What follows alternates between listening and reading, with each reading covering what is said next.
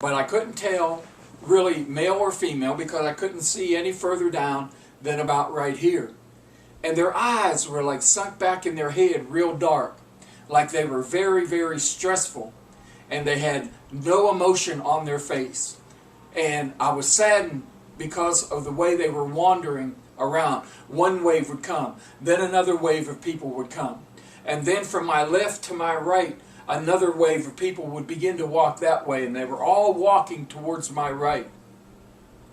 And I said, and the first thing I thought of was, as the Lord was showing me all that, and then what I had seen before, the angel of the Lord, and then the shaking of my bed, then hearing an audible voice, and now seeing what I had seen, I believed at that time that what I was experiencing was after the rapture.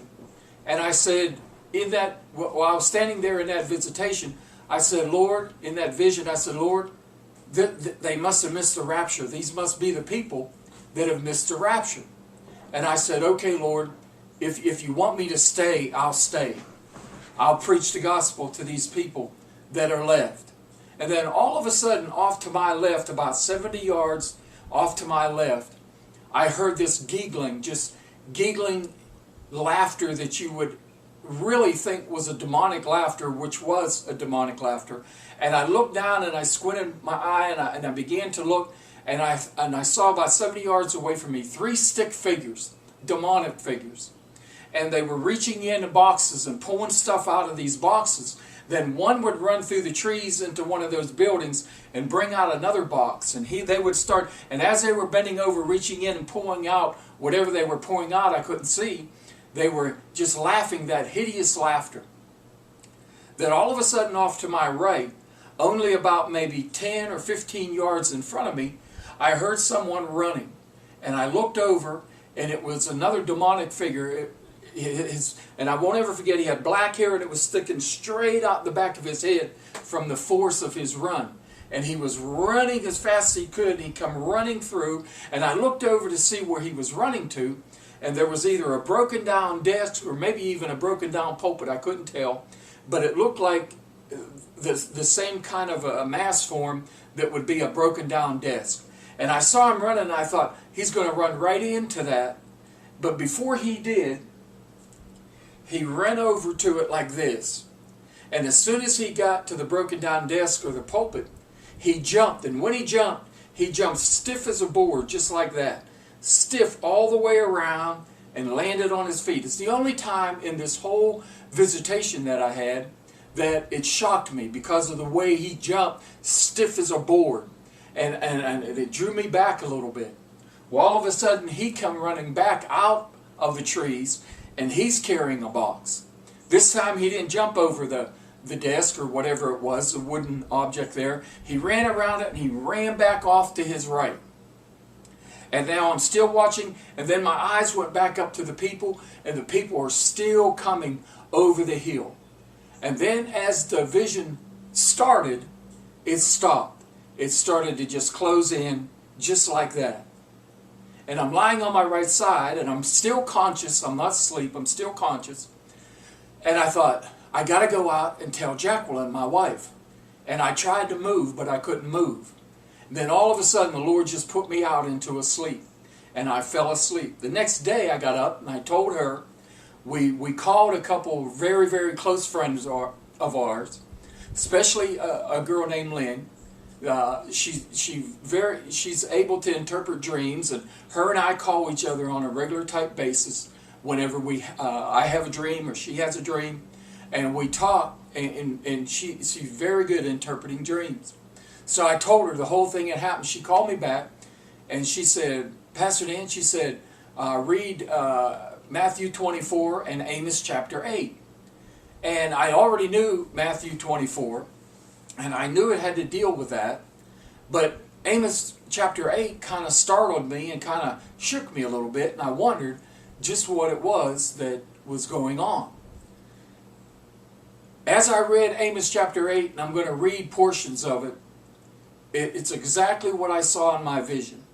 Now, as I was telling you before, how I had been seeing 10, 12 years now, 127 or 27, About 3 days later after that, I asked Jacqueline, I said, you know, the other night the president spoke, 2010, his first inaugural address. I said, what was the date on that? And we looked at the date, and that night that I had the visitation was January the 27th.